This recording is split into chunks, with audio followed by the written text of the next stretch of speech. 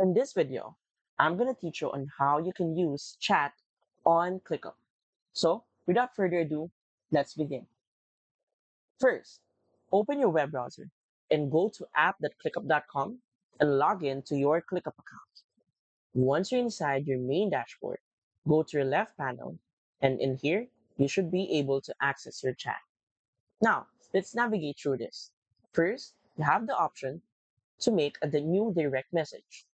On this direct message, you'll first need to choose which members do you want to message. Let's say, I want to message this member. Then, type anything. For example, hello. Once you enter, you now started a direct chat with this member. Now, you can also add a channel right here.